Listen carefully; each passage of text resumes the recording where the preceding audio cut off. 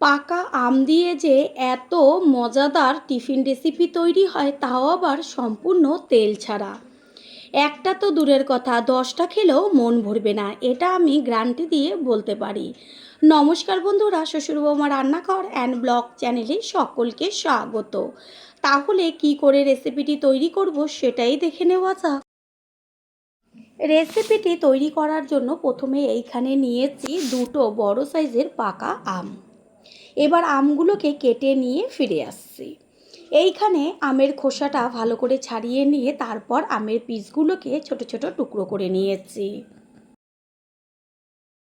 আমের পিসগুলোকে এবার mixing jar নিয়েছি, তার মধ্যে দিয়ে দেব, সম্পূর্ণ জল ছাড়া পেস্ট করে নিয়ে ফিরে আসছি।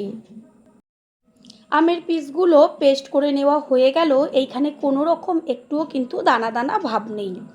যদি দানা দানা ভাব থেকে থাকে তাহলে অবশ্যই একটা ছাঁকনির ওপরে রেখে তারপরে আমের পাল্পটা ছেঁকে নেবেন। এবার একটা বড় বোলের মধ্যে সম্পূর্ণ পাল্পটাকে ঢেলে দিয়েছি। আমের পাল্পের মধ্যে এবার দিয়ে দেব পরিমাণ মতন চিনি। আমটা কতটা মিষ্টি তার উপরে চিনিটা কম বেশি ব্যবহার করবেন। একটা হ্যান্ড উইচের সাহায্যে আমের পাল্পের সাথে চিনিটা একটু সময় নিয়ে ভালো করে মিশিয়ে নিতে হবে। এই রেসিপির ক্ষেত্রে একটা জিনিস হচ্ছে, যত ভালো ফেটানো হবে ততই কিন্তু রেসিপিটা খেতে টেস্ট হবে। এবার এর মধ্যে দিয়ে দিচ্ছি ময়দা। যেই বাটির পরিমাপ করে দিয়েছিলাম ময়দা, সেই বাটিরই হাফ বাটি পরিমাণ দিয়ে দেওয়া হলো চালের গুঁড়ো। এইখানে চালের গুঁড়োর পরিবর্তে আপনারা সুজিও ব্যবহার করতে পারেন। আর একটা কথা, যতটা ময়দা ব্যবহার করবেন তার থেকে সুজি বা চালের গুঁড়ো হাফ পরিমাণ দেবেন। তারপরে ভালোভাবে ব্যাটারটাকে আমের পাল্পের সাথে মিশিয়ে নেব। আমের পাল্পের সাথে ময়দাটা মিশিয়ে নেওয়ার পরে এর মধ্যে দিয়ে দেব দুধ। আমি এইখানে আমুল দুধ আগে জলে গুলে রেখেছিলাম, সেই দুধটা ব্যবহার করেছি। আমুল দুধ দিলে কিন্তু ভীষণ টেস্ট হয়। যদি আপনারা লিকুইড দুধ ব্যবহার করেন তবে একটুখানি লিকুইড দুধের সাথে আমুল দুধটা মিশিয়ে নেবেন।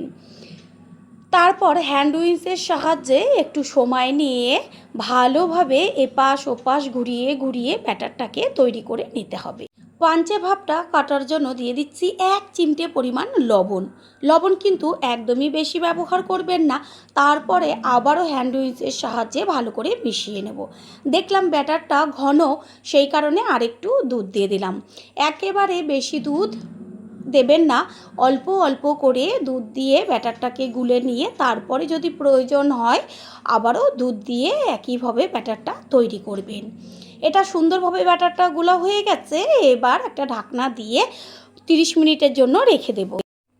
30 মিনিট বাদে ফিরে এসে ঢাকনাটাকে সরিয়ে দিয়ে তারপর আবারও হ্যান্ড উইচের সাহায্যে একটু ভালো করে মিশিয়ে নেব। ব্যাটারের মধ্যে দিয়ে দেব 1 চা চামচ পরিমাণ বেকিং পাউডার। বেকিং পাউডারটাকে দিয়ে আবারও হ্যান্ড উইচের সাহায্যে ভালো করে মিশিয়ে নিতে হবে। আরেকটা কথা হচ্ছে, যখন টিফিনটা তৈরি করবেন ঠিক তখনই কিন্তু বেকিং পাউডারটা ব্যবহার করবেন। এইখানে আপনারা ইনো বা খাবার সোডাও দিতে পারেন। ভালো করে মিশিয়ে নিয়েছি। পুরনো বন্ধুদের সবসময় আমাদের পাশে এইভাবে ভালোবেসে থেকে এগিয়ে নিয়ে যাবার জন্য অনেক অনেক ভালোবাসা।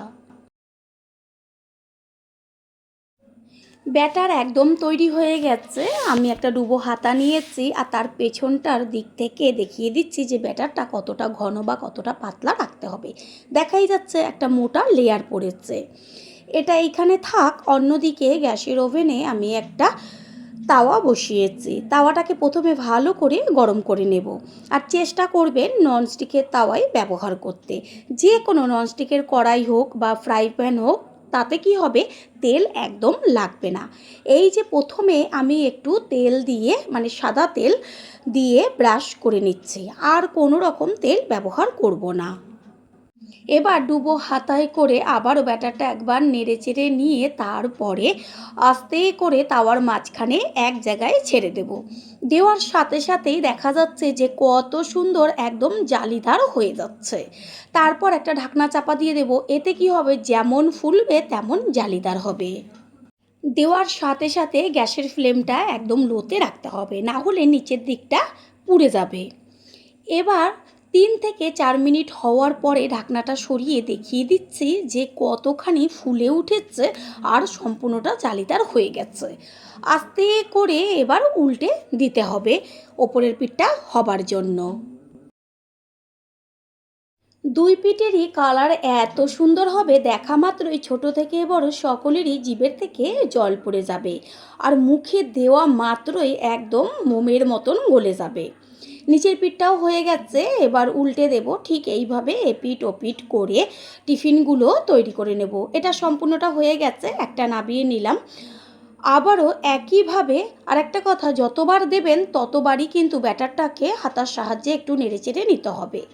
তারপর আবারও তাওয়ার মাঝখানে একই জায়গায় আস্তে করে ছেড়ে দেব।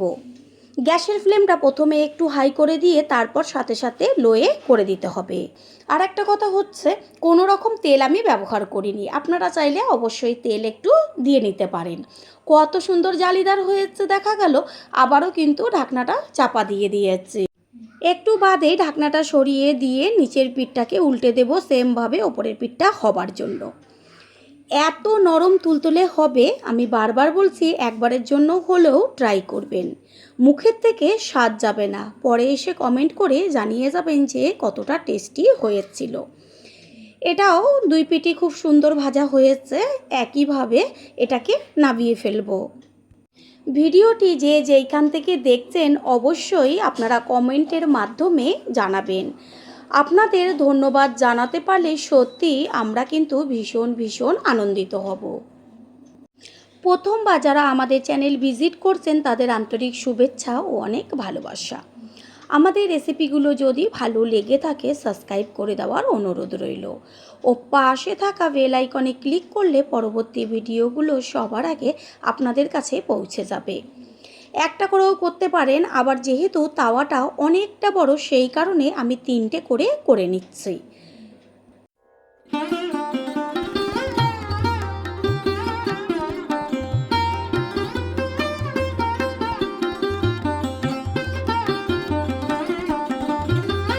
প্রত্যেকটা টিফিনই কত সুন্দর ফুলে উঠেছে আর সম্পূর্ণটা জালিদার হয়েছে।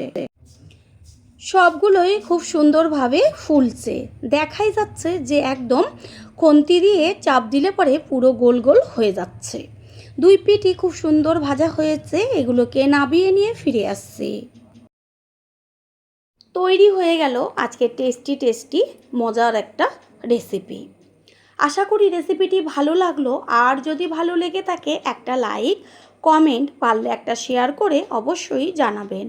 আপনাদের দেওয়া একটা লাইক ও লাইকের পাশে থাকা হাইপ আর একটা শেয়ার আমাদের কাছে অনেক অনেক গুরুত্বপূর্ণ। All friend, thanks for watching my video. আপনারা সকলে ভালো থাকবেন, সুস্থ থাকবেন। আবারও দেখা হবে অন্য কোনো রেসিপির এপিসোডে।